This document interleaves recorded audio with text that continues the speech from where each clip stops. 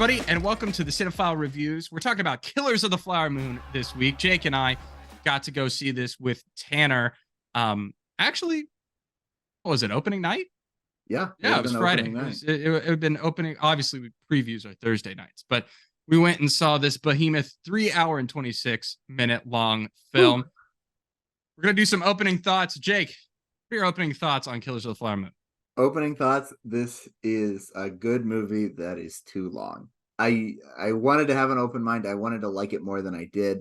I still think that this is a great, I think this is a very solid movie. I think it's a good Martin Scorsese movie. His artistry and craft is all over this movie. It's got some good performances, some very good performances in it. But I think it's just overall the biggest gripe is it is too long. Asking people to sit through a 3.5-hour movie where I felt like it dragged in significant portions. That's really just that's my biggest gripe with it. But the story, the content, the story is fascinating. It's about the Osage murders in the 1920s out in Oklahoma, and really kind of one of the first big national FBI cases they worked on. So it is definitely an important story, an interesting story, and I think there are at times it is told very well. So I don't make it sound like this is, we're not drinking all the haterade here. This is a good movie, right? But I think there are significant things that could have been changed to make this an even better movie. I 100% agree. I went into this film knowing the runtime, and I definitely felt the runtime. I enjoyed a lot of the performances. I also thought that the story was quite fascinating at times, but you're absolutely right. The biggest gripe I have with this as well is going to be just the length of the film itself. I think moving into some roses or things we liked about this, and as always, these are spoiler free. I really enjoyed the performances, especially DiCaprio, De Niro, and Lily Gladstone. Now, obviously, those are the main three, but DiCaprio is just great in everything. I mean, he really is. I have yet to see a movie where I said he has a bad performance. Robert De Niro, I thought, had a very interesting take on his character. He's a little bit more, I think, sympathetic, I would say, than some of his other films, and I thought he did a really good job. And then Lily Gladstone, we hadn't really seen her before, and she really is the heartbeat of this movie, and is our entry point, I would say, into the world of the Osage. Yeah, and so to be able to kind of see her emotion and the way in which she portrays this woman, she did a great job. Yeah, no, I definitely agree. I think Lily Gladstone has the best performance of this movie. I think she's got a strong case for definitely for a best leading actor or leading actress nomination. And I think, depending on who else is in the field, I think she's got a good shot at the Oscar, perhaps. But I think her performance is the standout for this movie. But I would agree, De Niro is very, very good in this as well. I really enjoyed him, and his very sinister but yet sympathetic. I think sympathetic's a good word to use, because it's very much a mix of emotions. It's like you understand the things he's doing, but then seeing the way he acts and the way he relates to people, they're kind of diverging. You get conflicting feelings from these kind of two sides of him. And so I think that there's complexity there that he really shines in and portrays very, very well. So I really enjoyed him too. I liked how this was shot. I really did. I thought especially some of the wide shots it really made this the movie kind of harps on how where the Osage lived on this reservation. I think they mentioned this was the third or fourth time the Osage had to move, right? The U.S. government had moved, Indian nations off their tribal homelands to different reservations throughout history. And so the land the Osage were living on, which is what they shot this on location. On Osage land, yeah. Yeah. And it is very unattractive. settings, and especially because it deals with oil drilling and the discovery of oil. So like oil is not all exactly, black sludge is not the most attractive thing to look at, but I think it presents the movie in a really good way, and I think it's able to make beauty out of the desolation in a lot of ways. Right. And you mentioned, so kind of moving into the things we think maybe they could do better. You mentioned that this was kind of one of the first big FBI cases and made a case for a federal bureau of investigation. That Jake had told me that the book is based off of the FBI, and it's kind of comes from the perspective of the FBI agent played by Jesse Plemons. And I had known that the original script for this film was focused on the Jesse Plemons character, kind of like the book. And apparently, when they scrapped it completely and rewrote it from supposed to be from more of the perspective of the Osage. That is when Paramount kind of pulled out and said we're not going to make this movie. So that's when Apple came in and was able to, and so that's why you see this is an Apple original film. In association with Paramount. They both financed it because when they kind of scrapped the more FBI angle and went for this more Osage heavy angle, Paramount was like, hey, I don't think we're going to actually make any money on this. So the story for me is one of the biggest issues. And the length is the reason why the story is the issue.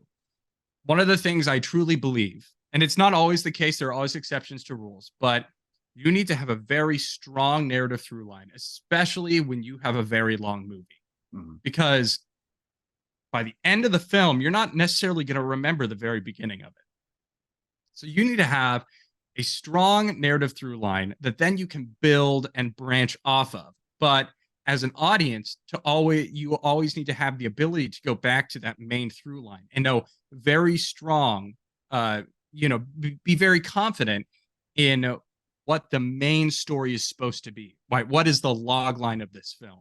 And I feel like the trailers for this film are a bit misleading because it seems a little bit more like one of Scorsese's crime dramas. And while there is crime that does happen, it's, I think, more expansive than that. Scorsese himself, this is a passion project for him.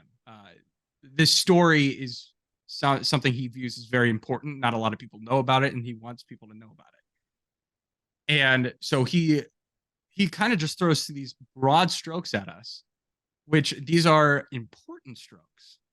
And especially important, like in a history book, to know. But when you're trying to tell a narrative story, you can get lost in the weeds. And I kind of had told you that from the beginning, Jake, when we walked out of the theater. I was like, I feel like it needs to have a stronger through line, and I feel like it lost it. Yeah, I would agree. I think it really got in the weeds in some points. I think, to your point, you're right. It doesn't share or is not told through the perspective of Jesse Plemons' character as the FBI, who's an absolute unit. Yeah, in everything. I love Jesse Plemons. I'm here from Washington to see about these murders. What about him? What about him? See who's doing them. Elite his line. Delivery in that is elite line. Yeah, it's like to see who's doing the murders. Yeah. Like what? So, but it's not told from his perspective. And I think that's a disservice to the movie. I think there was the perspective they chose to portray this through, our really kind of access point for the story, becomes DiCaprio, and I think it's not a compelling enough character to make me like really latch on. So without getting into too much, because like we said, there's no spoilers, I just think that attaching the audience to a different character would have served this movie better, and I think it would have made a tighter story. And also, to DiCaprio's point, he's not given that great of a character, like I said, to work with, but I'm going to disagree with you, and I think his performance was kind of underwhelming for me. When you see Leo DiCaprio in the starring role, we're used to very, very good performances, things like The Wolf of Wall Street, things like Revenant. The Revenant, um, Shutter Island, very, very Oh, strong, sure. Yeah. captivating performances, and this was not that for me. So that was kind of a disappointment there. The I was thinking about this because I actually served a couple of um what is this movie called? The Killers of the Flower Moon. I served a couple of them yesterday. The ending of the film, like maybe the last hour of the film, his performance, I think is significantly more compelling. Yeah. There are events that happen in this movie where there is some vintage DiCaprio, but almost all of those happen near the end of the film. Yeah. And so I am left thinking about those more than the beginning of the film. That's fair. Because DiCaprio's strength is his intensity. Yeah. When he is really intense, when he's very purposeful in the way he says and does certain things, I think that's when he's at his best. Yeah. And there are elements, specifically near the end of the film, where he really does kind of have that vintage DiCaprio. But yes, that is one thing that I don't think because I did enjoy his performance. I felt like the performance was the only thing, not just his, but all three of the main leads, was the only thing keeping me at all interested in this. Yeah. Kind of wrapping up with Scorsese. I know I said this was an important story to him. He co-wrote the screenplay. He directed it. He had his editor, Schumacher. Yeah, edit the film. And sometimes it's very difficult to tell a commercial story that's also a story that needs to be told. So, for instance, this movie is not a commercial film. It's not. The trailers are cut in such a way to make it seem like maybe it is. It is not. It's definitely a think piece. It's almost almost like a documentary in the way in which it tries to encapsulate a whole nation of people and tell the stories of certain characters. But it is just so long, and I think Scorsese got lost in the purpose. I think the purpose for him of this film was not to necessarily make a huge commercial hit, not to make $1 billion picture, but to tell a story that needs to be told. And I think he just bit off a little bit more than he could chew. Yeah, I really think in being a true story, based on true events, I feel like you point out that it almost feels like a documentary, and I think that's an interesting point to say. Like, it feels like it has to tell everything that happened.